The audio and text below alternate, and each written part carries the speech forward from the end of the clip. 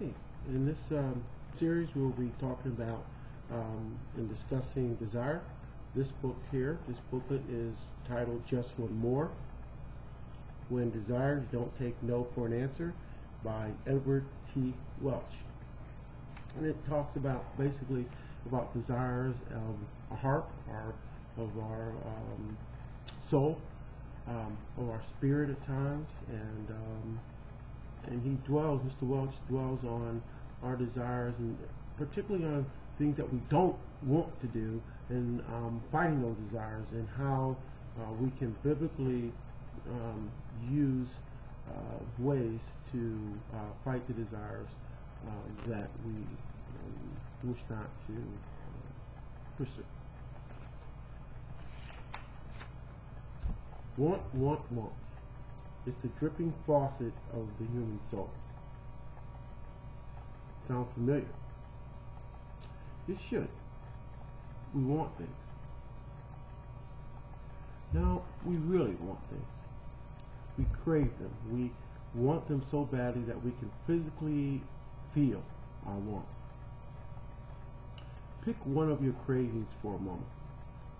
If you can't immediately think of one, stick with the usual suspects, something mind-altering, something sexual, or something related to food.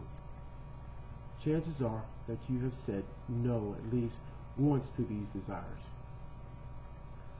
No to a second dessert, no to the first drink, no to the late night visit to your local drug dealer, no to an opportunity for online pornography, or even no to thoughts and imaginations that have gotten totally out of hand. But sometimes our desires just don't take no for an answer. No, I really shouldn't, we think. Our good senses agree. I have been there before, and it wasn't pretty. Even our conscience chimes in. Don't do it. But the deal is already done. It was probably decided long ago. We become overmatched by a desire that patiently urges us to just this one more time, and then you can quit. Or it just plain demands, give me that, what I want, and give it to me now. So we do just one more. It seems like the only way to satisfy the desire. We aren't thinking about 10 more. We aren't thinking that we want to devote our lives to that desire. Frankly, we aren't thinking much at all. We are thinking only about the moment and nothing more. Will I get caught? Irrelevant question. The craving is what matters. Nothing else exists. What does God say about this? With practice, you can avoid this one, but you'll have a tougher time with the lingering guilt. Will this satisfy? No question here. Yes, it will. It will definitely satisfy. So the cycle, it just continues. Imaginations, cravings, saying yes. I envision it. I desire it. I get it. The next step, of course, is I am satisfied by it. At least we think we should be. The cycle can't continue without some satisfaction, or at least the anticipation of that satisfaction. But isn't it amazing how small a dose of satisfaction we are willing to settle for? In fact, satisfaction might not even be the right word. It is more than the craving has temporarily eased. We don't excuse me, we don't really experience that much long-lasting pleasure. But as unsatisfying and hurtful as this cycle is, we figure that we can live with it. Yes, it is a problem, but you know what? It's under control. I got this one. Think again. Are you under its control?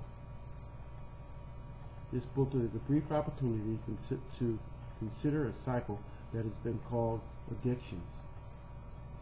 Like many other problems, we can see the cycle in other people, but it is tougher to see it in ourselves.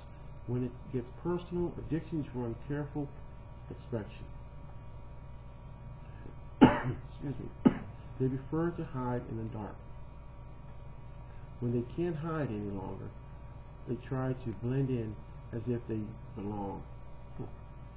They want to seem like a natural part of our life. In fact, they want to appear so natural that they feel automatic, like waking up in the morning and mindlessly putting on a cup of coffee. Just do it. Addictions preach. Don't think. But we must think. We must think right. The stakes are high. It is as if we are at a crossroads. If one road leads to life and blessing, the other leads to death and curses. This is no time to wander aimlessly. When we stop and think, we realize that our desires, the seeds of addictions, are not always as innocent as they seem. To put it bluntly, they lie.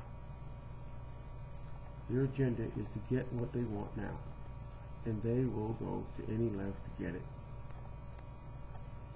What they hide is this basic law. The more we feed our desires, the bigger they come. At first, that doesn't make sense. If you feed something, it should be satisfying, but it is just the opposite. If we feed our desires, they become stronger. The pleasure is temporary. By the time we are done indulging ourselves, our desires are already saying, "That was nice. Let's do it again." Unless we feel guilty, in which case our desires might briefly hide until the guilty feeling has passed. The cycle either gets broken or it gets worse, one or the other. So, what do? Options seem limited. We tried to break the cycle before and it didn't last. Why bother now? And to be honest, one more, even with all its misery, certainly beats no more. What a mess. Yet change is possible. The links that hold this cycle together are ultimately spiritual links, and they can be broken. God Himself assures it, and if God says it, then there is no question about it. The power to change is available. The problem is that even though we want to change, we don't want to change.